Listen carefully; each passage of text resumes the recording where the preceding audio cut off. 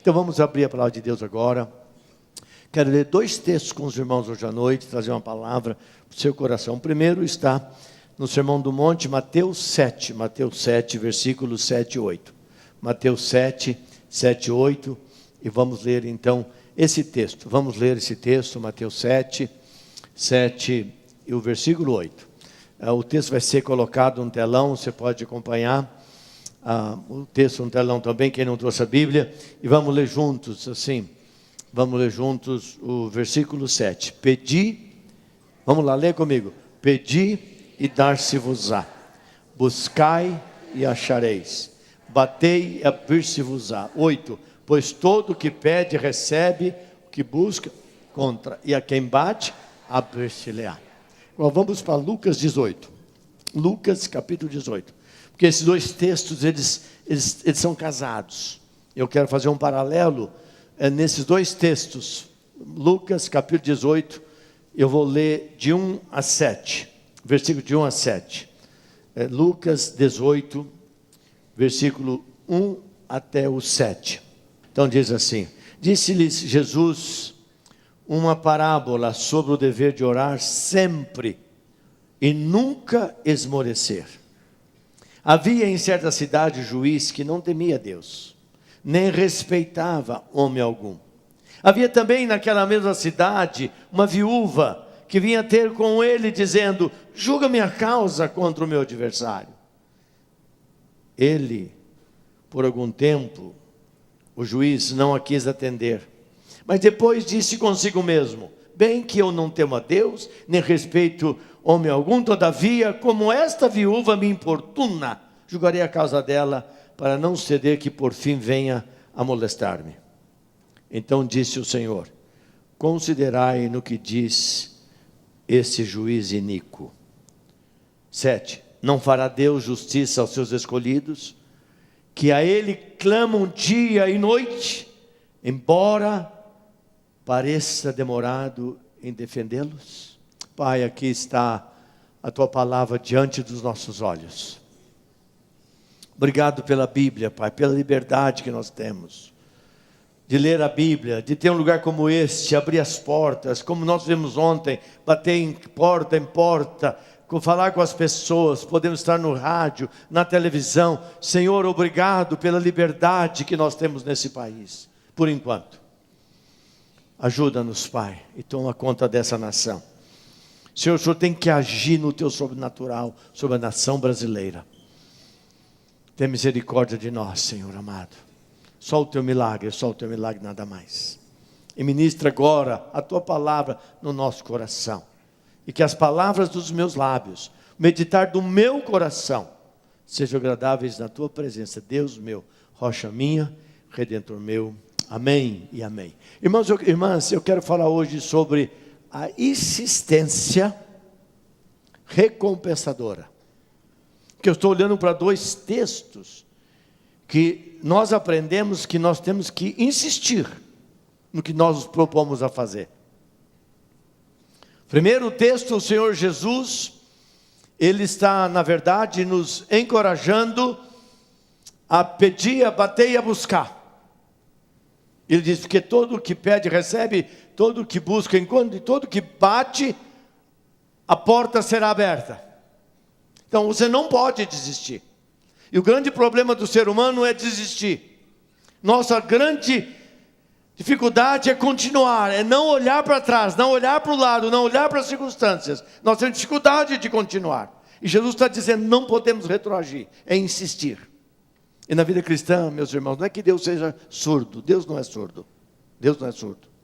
Mas na vida cristã, o inimigo quer desestimular a gente. Ele quer desanimar. Tem muita gente desanimada. E então nós não podemos perder a urgência de nós insistirmos no que nós queremos. Os grandes homens que alcançam alguma coisa que tem significado, é porque eles não olham para a dificuldade, porque em tudo que você faz tem dificuldade. Ele atravessa as dificuldades, ele rompe com as dificuldades, porque ele tem uma meta maior, e ele vai naquela meta. E na vida cristã nós somos chamados a fazer a mesma coisa. Quando nós lemos essa parábola, e na verdade Lucas fala 2 parábolas nesse capítulo, ele fala da primeira parábola. Primeiro ele começa dizendo o seguinte, que nós primeiro devemos orar sempre, orar sempre, sem esmorecer, porque ele sabe que é possível esmorecer, é uma tendência do nosso coração. Você começa uma campanha de oração 7 semanas, você faz 3, 4, depois você fala, não sei, desanima pelo caminho, tantos começam e quantos ficam para trás. Você fala, eu vou orar essa semana, todo dia às 6h30, aqui nós estamos orando todos os dias às 6h30, falar nisso, quero convidar você, para que uma vez cada 15 dias, você podia separar um dia melhor para você, e passar aqui às 6h30, e ter um momento, irmãos, é um momento glorioso, sinceramente, nós estamos tendo momentos impressionantes de oração aqui, todos os dias 6h30 na capela, todos os dias, é coisa preciosa e maravilhosa. Uns começam, mas daí vem 2 dias, levantar o despertador, a gente levanta às 5h pouco da manhã, eu estou cansado, bate o despertador e vira outra vez, e dorme, sonha com os anjos, que você viu uma escada, e sobe, e desce, e lá os anjos oram, ele está sonhando, mas está dormindo. É bom sonhar com anjo, não? Nós não podemos esmorecer. Não podemos esmorecer. Aí ele conta uma parábola. E eu quero explicar essa parábola. Ele fala de um juiz numa cidade. Irmãos, veja como a corrupção está nos corações humanos. Naquela época já havia corrupção no judiciário. Os juízes recebiam dinheiro para julgar logo a causa. Mas aqui havia uma viúva. E a situação da mulher na cultura judaica era a pior possível. Primeiro, ela era mulher. Segundo, ela era pobre. E terceiro, viúva. Coitada dessa pessoa naquela cultura. Sabe quem mais vem orar de manhã aqui, fora os pastores, são as mulheres. Eu louvo a Deus pela vida das mulheres da igreja. Então presta atenção, irmãos. Aqui está uma mulher. Olha o contexto. Ela tinha uma causa. Tinha um vizinho terrível, ele bebia, ele tocava batuque à noite, madrugada, ameaçava, falava que ia entrar na casa dela, ela não tinha marido, ela não tinha proteção, nem filhos ela tinha, e ela foi para o juiz, julga a minha causa, a minha privacidade está inteiramente abalada, ameaçada a minha privacidade.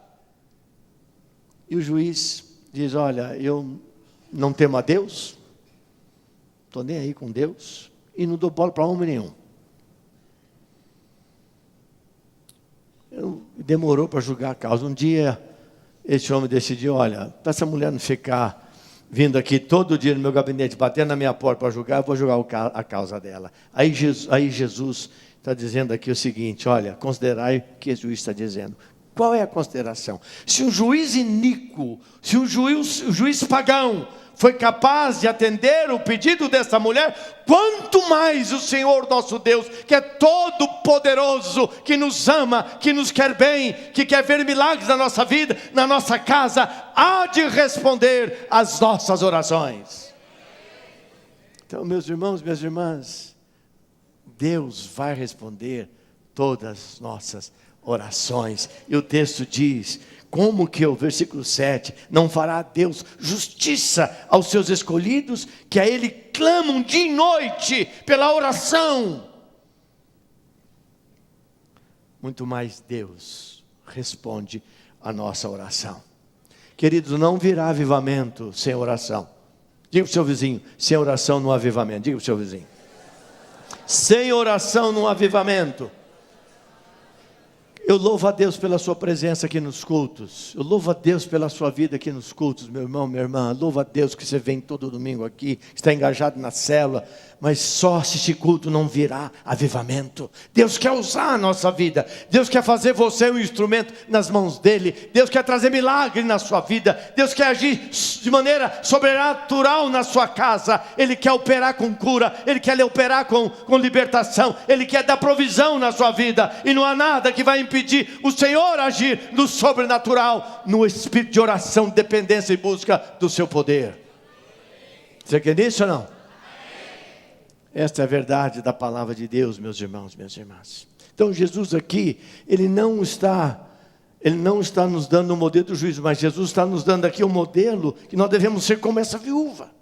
Nós temos que, na verdade, nunca desistir, seja qual for a circunstância, e não permitir que nada ao nosso redor possa gerar desânimo no nosso coração. Irmãos, um tempo atrás aí, um irmão me procurou desanimado.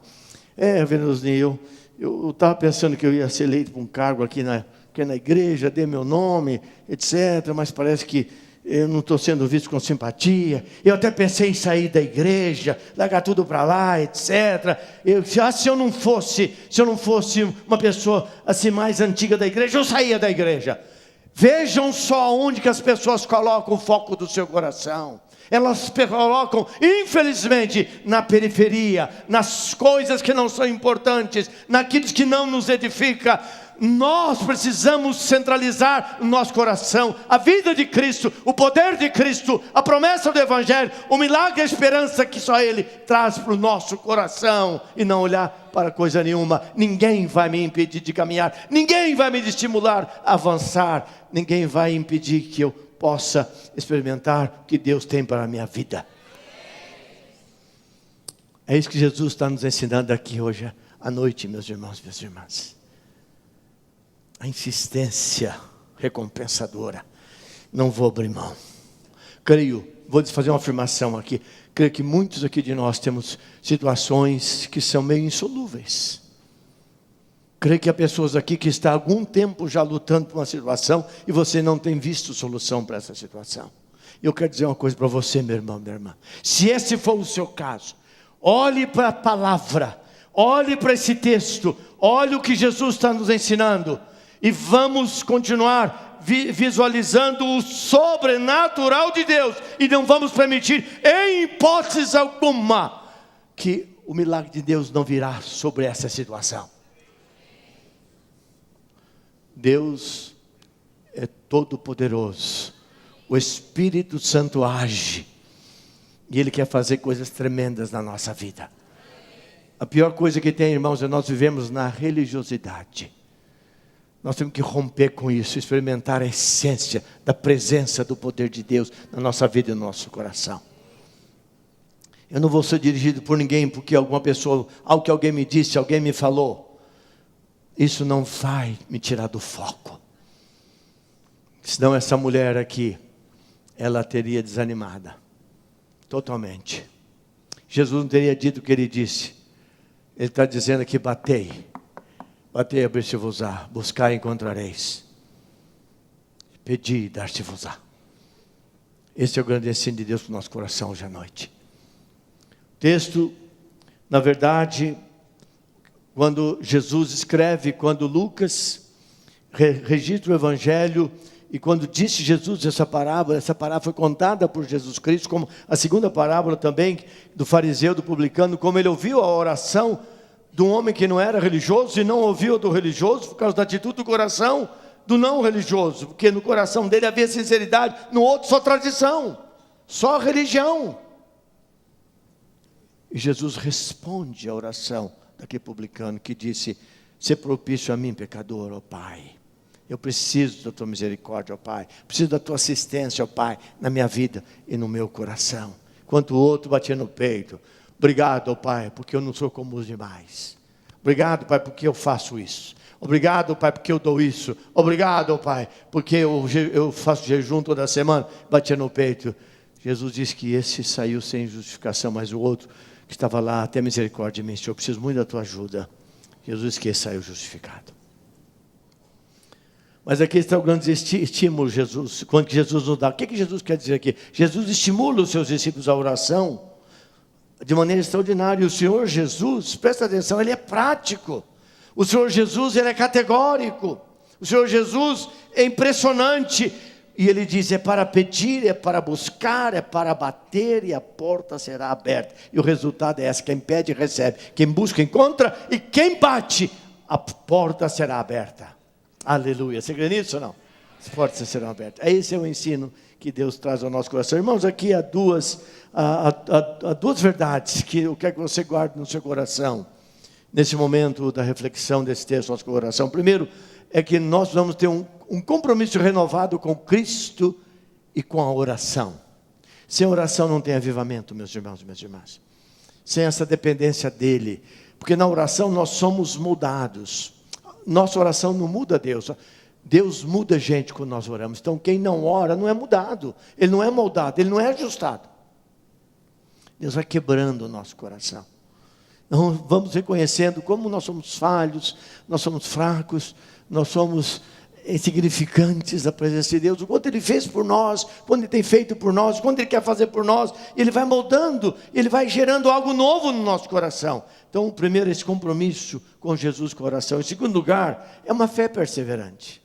Eu tenho que ter uma fé perseverante, eu tenho que ser guardião da minha fé. Eu tenho que todo dia, diante das circunstâncias da minha vida, porque todos nós enfrentamos circunstâncias as mais adversas no nosso dia a dia. Seja moço, seja uma pessoa já mais formada, meia idade, uma pessoa já idosa, todos nós enfrentamos dificuldades. Um mocinho, quando ele está namorando aquela paixão, se a menina termina, ele entra em crise. Mas ele ora, e agora ele, eu orei tanto por ela, eu sonhava com ela, eu pensava nela, e agora ela me deixou. Então nós precisamos vigiar o nosso coração. Nós precisamos, irmãos, de perseverar na nossa fé em qualquer circunstância. Qualquer circunstância. Não abrir mão da nossa convicção. É um privilégio crer no que nós cremos, saber o que nós sabemos, saber que a Bíblia é a palavra de Deus, a revelação de Deus para o nosso coração. Saber e aplicar essa palavra e não deixar que ela não seja uma realidade na nossa própria vida. Então essa fé perseverante, essa fé insistente dentro do nosso coração. Quero lembrar aqui o exemplo de um homem. Todos nós precisamos de ter pessoas que nos inspiram, não é verdade? Pessoas que nos inspiram. Alguém procura os mais loucões aí para ser seus inspiradores. Eu quero um homem de Deus para me inspirar. Eu quero um homem de Deus para me levantar diante, quem sabe, de uma situação que você se sente meio sozinho naquela situação. E tem um homem, passou na história, viveu no século XIX, chamado George Miller. George Miller, ele nasceu na Alemanha. Aos 10 anos de idade, os seus pais se mudaram para a Inglaterra. A Inglaterra era a grande coqueluche daquela época, conquistando nações no mundo inteiro, seus grandes exércitos, o país do rei, dos reis, das rainhas, muito dinheiro, muita riqueza, pompa e todas essas coisas. Eles foram para lá. Esse homem cresceu, esse rapaz de 10 anos foi crescendo, foi estudando, teve um chamado de Deus, foi servir a Deus. E Deus deu a ele um chamado impressionante. Naquela época havia muita miséria na Inglaterra, mesmo com toda essa pompa toda. As famílias, a crise das famílias, crianças abandonadas. E ele recebeu um chamado para cuidar de crianças que os pais haviam morrido, órfãos e crianças abandonadas. E foi para a cidade de Bristol. E abriu um grande orfanato. Ele cuidava de 2.000 crianças. Ele dava comida, ele dava roupa, ele dava remédio. Você imaginou 2.000 crianças? A dificuldade, e crescendo, ele dava ensino bíblico, ele dava oração, espiritualidade, ensinava como ser, educação, caráter para aqueles meninos, aquelas meninas, ser alguém na sociedade, sem família, e sem pai, sem nada. E ele fez um compromisso com Deus: Senhor, eu vou fazer esse trabalho que é muito difícil, mas eu nunca vou pedir um centavo para ninguém, nem para governo, nem para a prefeitura, nem para o rico que mora perto da minha casa, para empresa nenhuma, não vou pedir nada, vou pedir para o Senhor vai providenciar todas as coisas, enquanto eu estiver nesse ministério. E ele ia para a oração. Tinha uma necessidade, ele ia falar: Pai, o Senhor sabe da necessidade, vou contar aqui detalhes que nós precisamos. E Deus agia naquela semana. Em toda circunstância, durante todo o tempo da vida deste homem, ele viveu numa profunda dependência de Deus. Irmãos, eu queria ter uma vida assim. De não falar nada aqui na igreja. Chegar aqui, fazer de conta que aqui não se gasta um centavo. Tudo é de graça. tudo é de graça, todo mundo trabalha de graça aqui, a luz é de graça, a água é de graça, não acontece não falar nada sobre isso. Mas quando chegasse a conta, o dinheiro estava lá, para pagar. Vamos fazer isso? Vai custar não sei quantos, vai custar 500 mil reais, vamos fazer isso? Pai, vamos começar, não tem um centavo. Todo mês estava lá o dinheiro, sem falar nada. Queria ter a fé de George Miller. Este homem fez uma das afirmações mais extraordinárias. Eu sempre olho para a vida dele, gosto de ler a vida dele. A Wanda também ama ler George Miller, porque ele tem experiências profundas da resposta de Deus das suas orações. Ele disse, olha o que ele diz aqui. George Miller disse, não basta apenas começar a orar. Não basta apenas começar a orar. Nem basta orar por algum tempo. Contudo, devemos pacientemente, crendo, continuar em oração até obter uma resposta. Não vamos desistir. Essa era a orientação dele. Você não vai desistir da sua vida de oração. Por isso é que nós estamos encorajando o seu coração, para você abrir o seu coração, para você abrir a sua mente.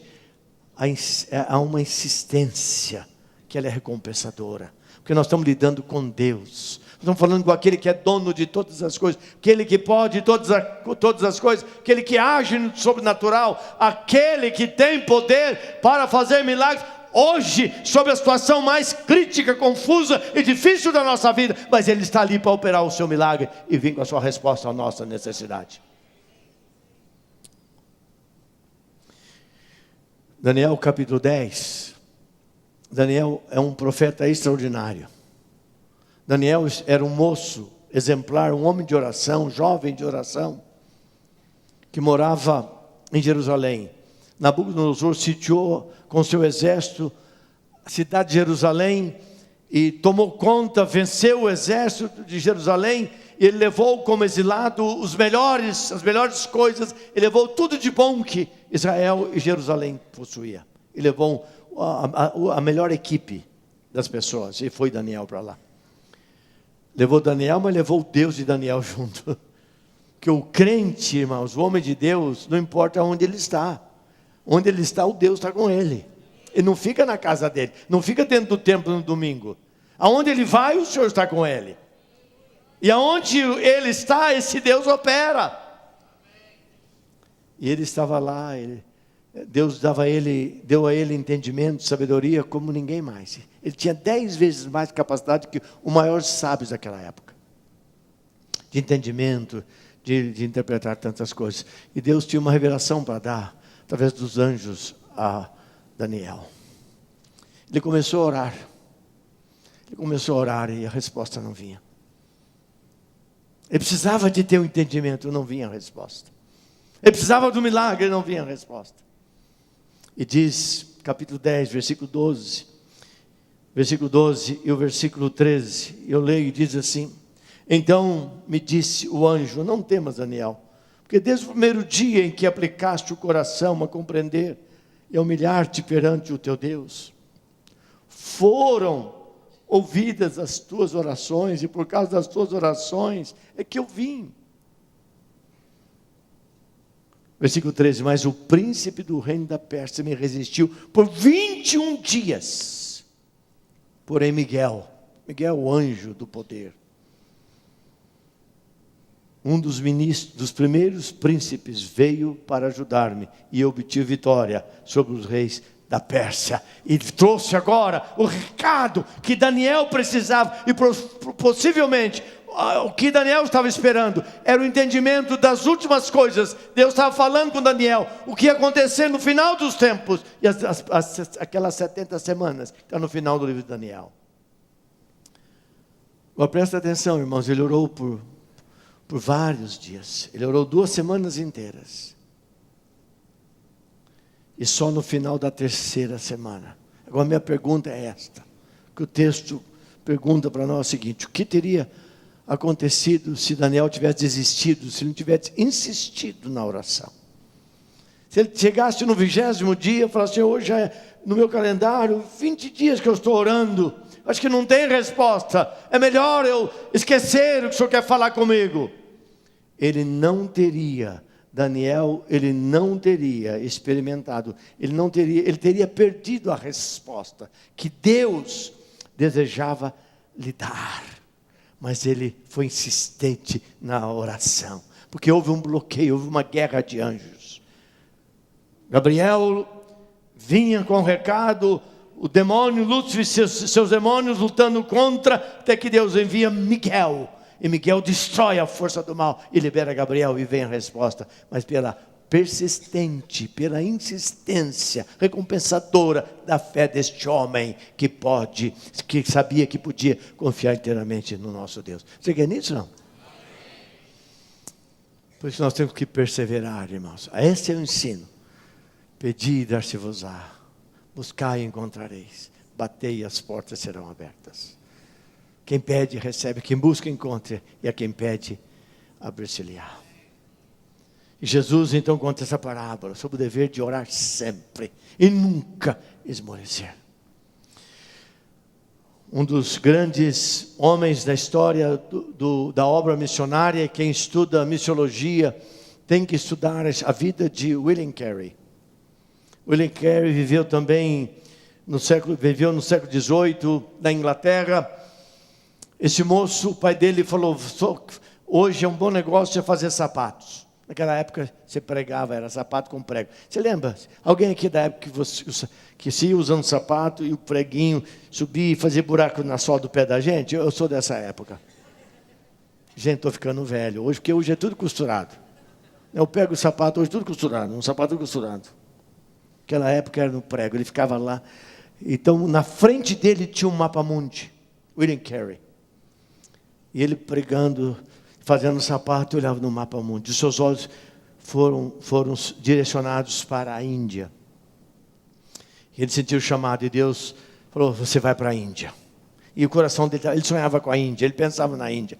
Ele procurava um lugar que ele pudesse comer comida indiana. O sonho dele, ele via aqueles indianos lá antes, certo, aquela dificuldade. Deixar a Inglaterra, aquela realidade, e ir para a Índia pregar o Evangelho. Irmãos, impressionante, ele foi. Deus levantou e ele foi para a Índia. Vou contar toda a história, para não tomar muito tempo aqui. Ele foi para a Índia, e durante os primeiros 7 anos, nada aconteceu no seu ministério. Ele começou a orar, ele orava, ele buscava a Deus, porque, irmãos, ministério sem oração não acontece nada. Ministério não é academicismo. O sucesso do ministério não está na minha capacidade humana, nos degrees que eu tenho, no curso que eu tenho.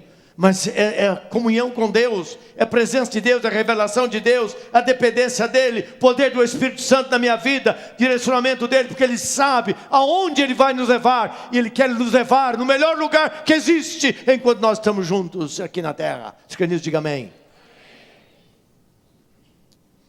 Este homem orava todo dia, 7 anos, nada aconteceu. E a minha pergunta é esta: o que teria acontecido com William Carey se ele tivesse voltado no 6º ano? Se ele tivesse dito para a mulher: estamos aqui tantos anos, o que as igrejas que nos mandam sustento, porque o missionário tem que ir com sustento, tem que mandar salário para ele todo mês, ele vive, ele come, ele veste, ele tem que ter sapato, ele tem que comprar pasta de dente, ele tem que educar o filho, colocar aparelho na boca do filho, comprar gasolina, consertar o motor do carro que atrapalha, vai por aí afora. 7 anos, 6 anos, não acontece nada. Estão achando que eu estou dormindo aqui. Mas ele sabia quem ele servia, ele continuou orando. E Deus começou a trazer coisas tremendas. A partir do 7º ano, a vida de oração, a busca de Deus, a persistência desse homem, Deus começou a visitar de tal forma que ele tornou o grande William Carey o pai das missões modernas. A insistência recompensadora. Irmãos, nós não podemos olhar para as circunstâncias. Não podemos que ninguém dirija essa convicção, que ninguém roube essa convicção de fé no nosso coração. Nosso compromisso com Jesus, nosso compromisso com a oração, nosso compromisso com uma fé que persevera, e nós vamos avançando e caminhando de maneira extraordinária. Esses dias atrás, pregando sobre as mães, contei a história de Mônica de Pono, a mãe de Agostinho, que orou 30 anos pela conversão do seu filho, e ela fez um propósito: pai, eu vou orar todos os dias pelo meu filho, pela salvação do meu filho.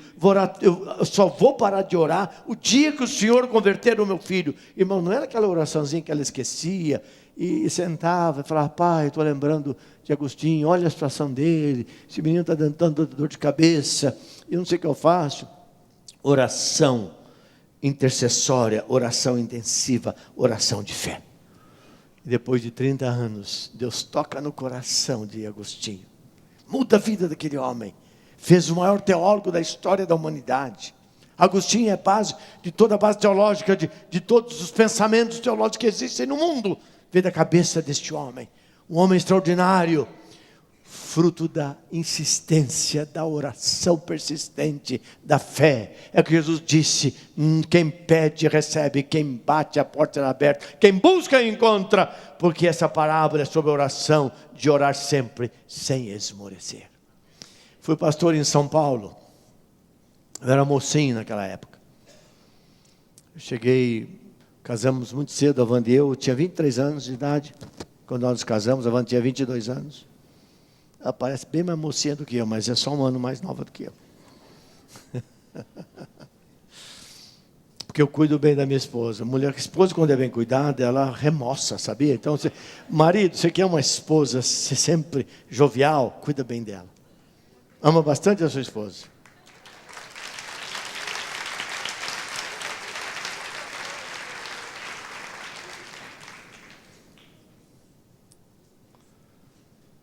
E nós casamos, nós moramos 3 anos na Inglaterra, viemos para o Brasil, trabalhei 1 ano em Belo Horizonte, e fui ser pastor de uma igreja em Santana, no norte de São Paulo.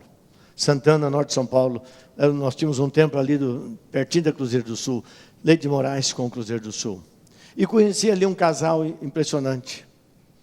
Meu irmão que está aqui, o Eleazar, morou com a gente, ele se lembra desse casal. Dona Janine, a Wanda vai lembrar muito bem dela, e o senhor José Couto. O senhor José Couto, ele não era cristão, a mulher dele era muito cristã.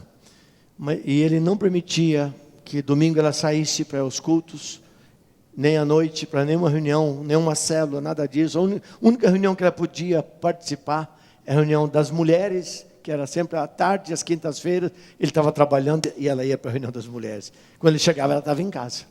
Já toda janteando na mesa, etc., aquele negócio todo.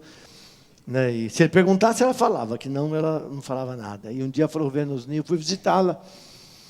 E eu percebi que um dia ela me procurou e falou: o senhor, infelizmente, não vai me ver sempre na igreja, porque meu marido não concorda que eu vá.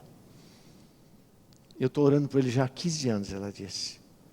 Mas eu creio, pastor, que ele vai ser convertido. Eu vou unir com a senhora na oração. Comecei a me aproximar do senhor José. Irmãos, eu disse para vocês que a conversão vem quando você ganha o coração da pessoa. Se quer ganhar alguém para Jesus, se torna amigo dela, amiga dela. Ganha o coração. Não vem falando que ela vai para o inferno, tem que vir para o céu. Se converter, vai ficar perto do homem do chifrinho. Ele tem um negócio, vai ficar cutucando a vida dele lá, vai queimar o resto da vida. Não fala isso. Ama a pessoa, cuida dela, mostra que você é amiga, que você é meu amigo, etc. Foi assim que eu ganhei o maestro Antônio Bevenuto aqui.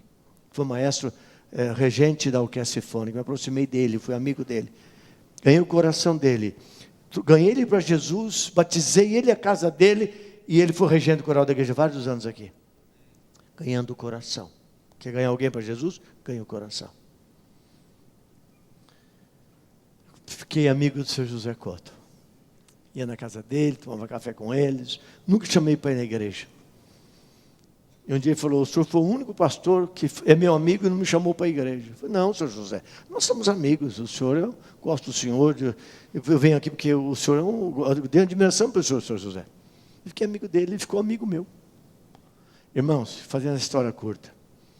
Antes de eu sair da igreja de Santana, fiquei 5 anos lá. Eu batizei o senhor José Couto, ele professou a fé, ele foi eleito diácono, eu ordenei ele diácono, e nós começamos um templo lá, eu contratei ele para ser o administrador da igreja, para cuidar da construção do templo, na rua Doutor Zuquim 230. É isso, é a oração, é a perseverança, é a mulher que ora, é um pai que ora, é o marido que ora, é os pais que oram pelos filhos, os filhos intercedem pelos pais, a igreja que ora, são 5% da cidade, nós estamos orando por esse milagre. O ano que vem, meus irmãos, minhas irmãs, nós vamos batizar 1000 pessoas, e você não crê nisso, você vai vir aqui como curioso, e você vai ver o que Deus vai fazer na vida dessas pessoas. Nós não desistimos, porque Deus quer salvar vidas nessa cidade. Ele quer usar cada um de nós. Glória a Deus, você pode dar um glória a Deus aí? É isso que Deus vai fazer no nosso meio. Irmão, nós estamos trabalhando um projeto agora, vou apresentar até para o conselho, vamos levar uma coisa melhor, elaborado, um projeto chamado Kairos Londrina 2022. Para ganhar 5% de Londrina, irmãos, nós temos que usar a cabeça. Que ficar sentado, eu falar para você aqui, vamos ganhar, mas você não fizer nada, não vamos ganhar nada. Tem que ter projeto, tem que ter ação, você concorda comigo? Primeira ação, 1000 pessoas para Cristo o ano que vem. No janeiro já comprei 2.000 pulseiras de silicone bonita, de várias cores das nossas redes. Vamos dar para as pessoas. Eu e mais um em Cristo Jesus. Colocar no meu braço. Vai ser colocado aqui, não vai sair mais. Se morrer, vai ser sepultado com essa pulseira. Se for para o céu, Jesus vai bater palma. Se for para o inferno, o diabo vai falar, você quer tirar mais um de mim. Mas ele vai carregar a pulseira. E sabe o que vai acontecer, irmãos? Não vou carregar, vou colocar uma aqui, ó. Todo dia eu vou lembrar. Porque você toma banho, você nada... Até soda, que não acontece nada com o negócio. É para não sair mais. Senhor, eu vou ganhar uma pessoa. Eu mais um, Senhor. Eu mais um. Aquilo vai ficar no seu coração. E você vai ganhar. Você que não ganhou, ninguém vai ganhar. Você vai pela fé colocar aquela pulseira. E nós vamos expandindo. E Deus vai dando estratégia, irmãos. Então vamos ver o que Ele vai fazer nessa cidade. Nós não vamos desistir. Irmãos, essa é a visão de Deus para nós. Ele não nos colocou aqui por acaso. Nós não estamos aqui apenas por estar. Deus tem um projeto na nossa vida e no nosso coração. Ele quer nos usar de maneira extraordinária. Ele quer fazer algo grande na nossa vida. Você quer nisso? Diga amém. Eu quero encerrar essa palavra nesta noite, irmãos. Jesus disse, Mateus 6:33. Jesus está dizendo isso no Sermão do Monte. Ele diz assim: buscai, pois, em primeiro lugar, o meu reino e o quê? E a sua justiça. E todas as demais coisas vos serão o quê? Acrescentadas. Irmãos, aqui está a questão da prioridade. Nós não estamos fazendo Jesus o nosso segundo lugar. Estamos fazendo Jesus o nosso primeiro lugar. Porque sabe o que acontece? Quando a coisa aperta, a gente corre para Jesus.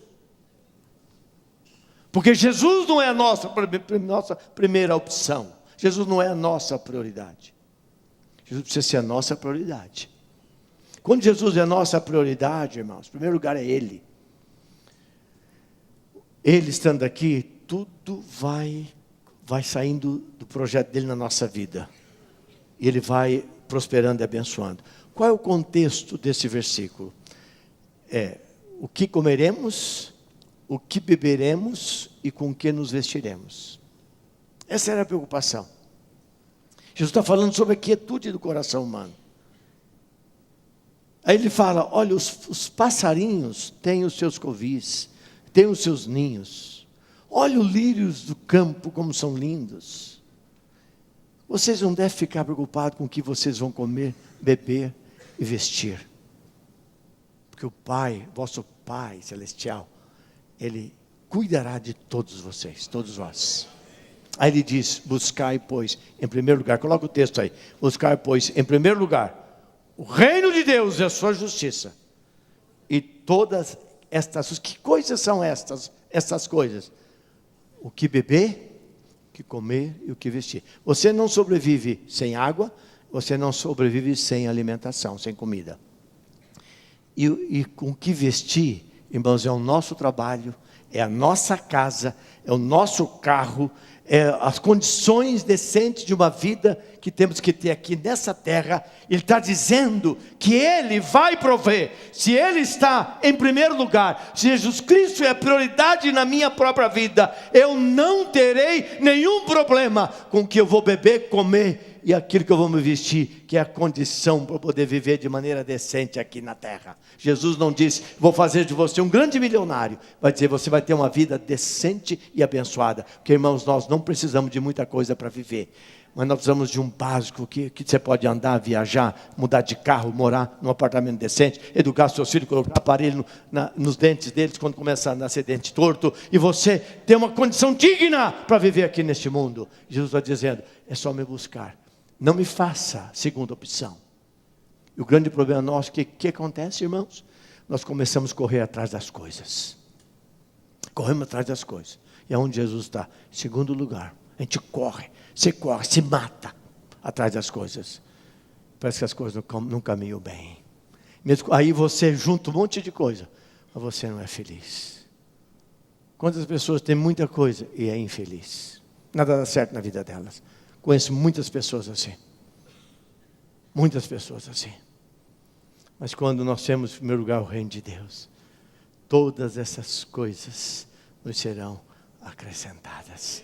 E eu creio nessa promessa maravilhosa de Jesus sobre a nossa vida hoje e até a volta dele.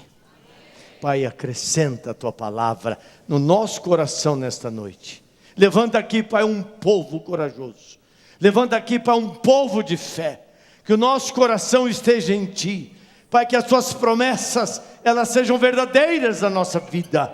E nós sabemos em quem nós podemos confiar. A Bíblia diz que tudo é possível àquele que crê. E não há impossíveis para Deus.